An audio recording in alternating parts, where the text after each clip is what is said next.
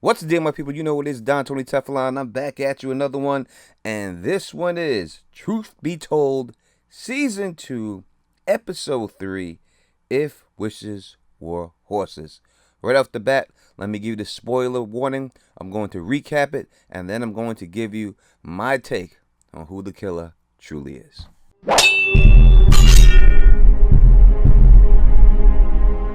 What up to all my thugs, nerds, freaks, and geeks? You're now rocking with the best, the Don Tony Teflon. And if you can, please subscribe, click that bell so you can be notified every time I drop a new video. Also, hit that thumbs up button. It truly helps out with the YouTube algorithm, so this video can be found by other people like yourself trying to find this episode review. 500 is the goal as always, so definitely help your boy out.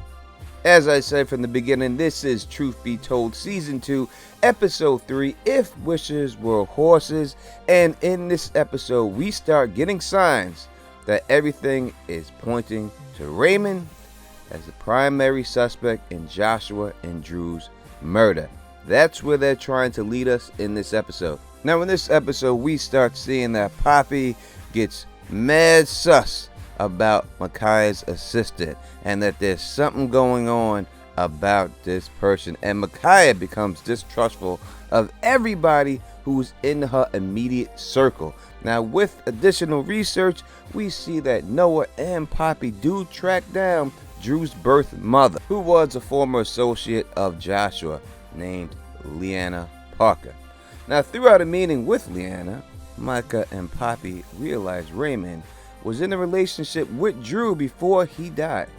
Now, this potentially gives him motivation to murder Joshua if he mistakenly thought the two were sleeping together, as many other people throughout this show did assume.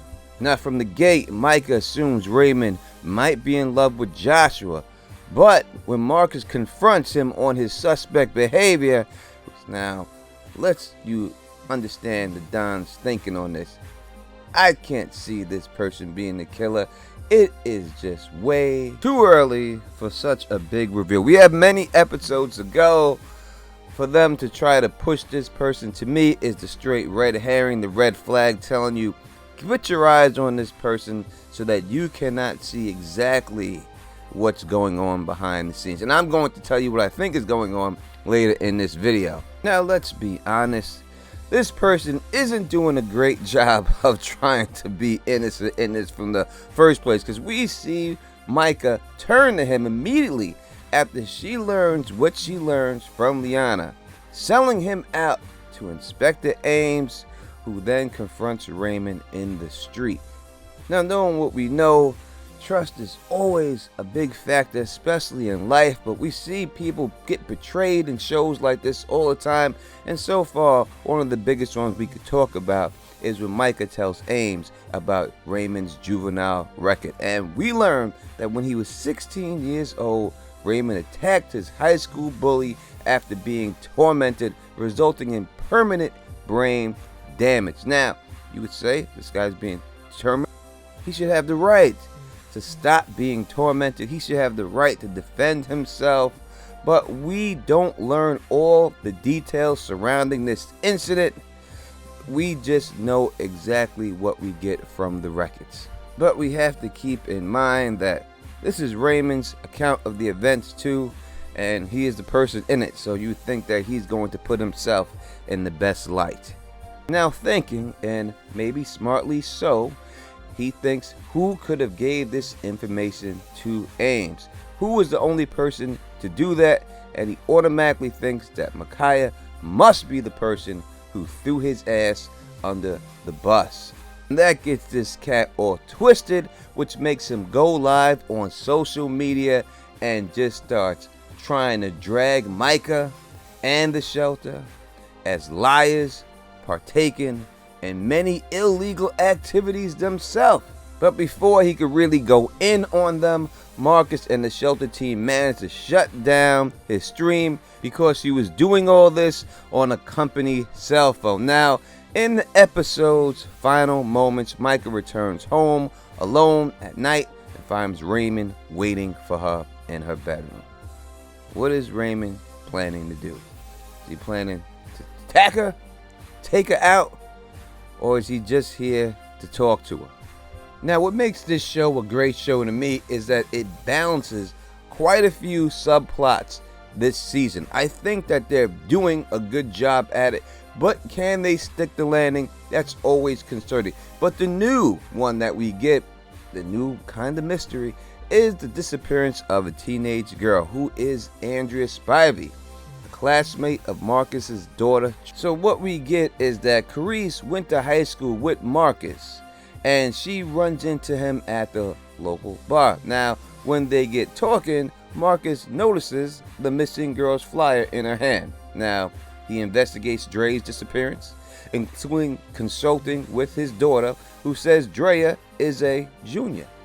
And it seems that all of the students assume that she is some type of runaway. Now, what we have to ask ourselves is, will Drea's disappearance somehow tie into the main murder mystery? In Mayor of Easttown, they did have a 2 subplot thing like this, and I thought that it would turn into one, but they didn't. They went a different direction. There were 2 separate cases. Will this do what I thought Mayor of Easttown, and that is tie both of these cases into one case? What do you think? Let me know in the comment section if you think they're going that route, or will it remain 2 separate cases? Now, in this season, we are getting a couple of clues of what's happening to people from the first season, I should say. And in this episode, we learn that Lanny is still in jail, and Josie is off to, I don't know where she's off to, but she's off somewhere. Joshua, we know, worked on the project, allowing Shrees to recount important memories on videotape in case he starts to forget things soon. Now, in these tapes, they reveal he was terribly abused, right, during his time in the army. They would force these cats to box, while other participants took bets on who was going to win these matches. All right. We also see that the physical damages he underwent during that period is likely the cause of his current medical situation. We see that Micah's distrust, and that is what causes her to lash out and take that out on her staff members. We see her accuse Ivy of sleeping with Lachin, and I mean, I don't know if that would be what I would think, because Lachin, you know, is kind of creepy, to say the least. Now, Clyde shows Poppy a photo of a man who harassed her on the bus in the previous episode. Now, right now, Poppy doesn't know who he is, but we know that he is the same man that we seen making the dollhouse replica of Micah's house, and will likely come back somehow in this story. Now, Poppy, we see, has to start getting her shit together, because she starts to have to deal with this lawsuit that's gonna jump off on her soon. And Ingram assists her in practicing for the intensity of the defense lawyer's cross-examination and how they're gonna come at her. Very interesting episode, to say the least. Now, if you want a bigger, more in-depth look at these episodes, I'm going to be doing a live stream with LMR, probably starting, I don't know, maybe we'll run it one day this week. Make sure you're subscribed so you can be notified, so you know exactly when them live streams jump off. And those would be like 1 to 2 hours long, talking about every aspect of this episode and this show. That being said, can I right now tell you who the culprit is? I cannot. It's too early in the show. I mean, I have my suspicions. I do. But I don't want to put nothing out, because I know when you start putting stuff out there, people try to hold you to it and say, oh, you can't change your mind. I don't have enough information to make a solid accusation on somebody, so I'm not going to put that out there right now. If you want to tell me who you think it is, definitely drop that in the comment section and we'll talk about it there. But I'm telling you, I dealt with this with the Mayor of Easttown situation. And as I said in that situation, these are my suspects until given further information. And when given further information, I have the right to change my mind. And people were all nuts about that. Oh, you got whoever you pick, you got to stick with. You got to stay with this person for the whole show. Man, information is information. And when we have more information, we got to be pivot when necessary, all right? And since I went through that last night, I'm going to wait until maybe halfway through the season till I make a solid call. But I will tell you that I do have some substance. In fact, in the live stream that I'm going to do, I will break down the people who I think are the most likely people right then, but not give you exactly who I think, but give you the most likely people. We'll do it like on a scale. So make sure you subscribe and click that bell so you're notified when I go live on that live stream with LMR Lady in the Dime podcast. If you're a part of my channel and you never watched the show, please do so. It's a great show. It's on Apple TV, and Apple TV does not cost a lot of money. In fact, I think it's the cheapest streaming service out there. So really no excuse. It's a great show. I want everybody to start watching it. All right, if you like the way I do this, please thumbs up this, spread this across the realm, and as always, subscribe. And until next time, you know who it is. Peace, and stay sexy.